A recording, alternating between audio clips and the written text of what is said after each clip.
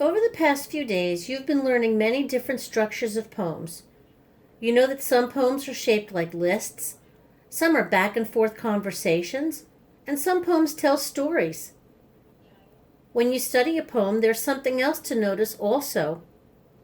Who is talking? Of course, it's often the poet, him or herself talking. But sometimes poets use the voice of somebody else. One poet pretends he knows what his dog is thinking, and sometimes he talks in a funny voice, a funny dog voice, saying, "Ruff, let's go for a walk." Or, "Drop your sandwich, I will eat it. Woof." It's almost like he stops being a person and puts on a dog mask. Sometimes poets stop being themselves and put on a mask, taking on the role of someone or something else. You might remember when Amy did this in Maples in October. She wrote that poem by wearing the mask of maple trees. Today I want to teach you that when experimenting with different kinds of poems, poets sometimes drop their own voice and take on the voice of another person or thing. Instead of writing about something, they write as that thing. Some call that kind of poetry a mask poem because it is as if the poet is speaking through the mask of someone or something else. Listen to this poem, Waiting Room Fish by Amy Ludwig van der Water. Like small orange birds, we watch you, watch us. We peek between plastic plants. We open wide for food flakes. We wave our tails, inviting you to join us for a swim.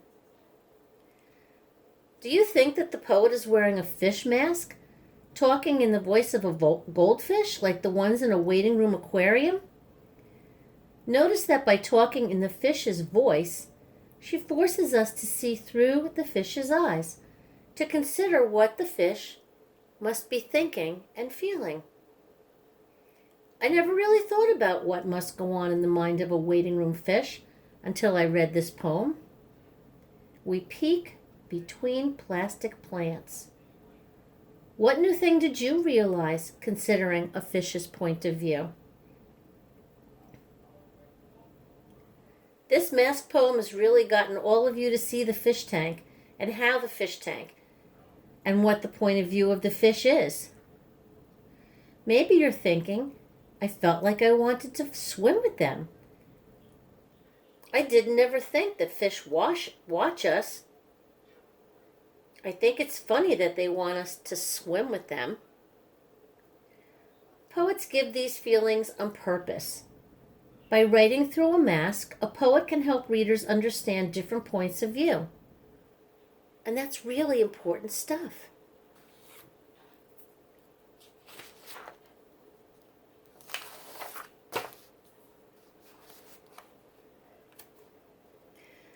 So if I were to write a poem about, say my kitchen clock, I would put on a mask, and I would make my reader see this clock's point of view. What would a clock feel like? How can I write from a clock's point of view?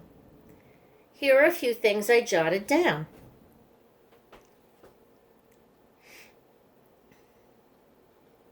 I spin my hands around my face.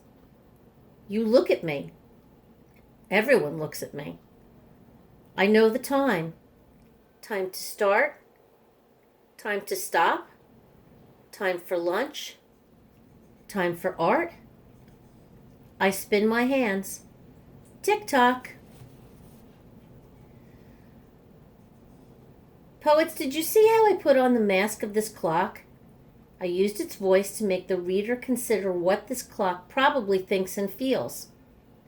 I used my poet's eyes to see an ordinary thing, like a clock, in a special way, and told the readers its point of view.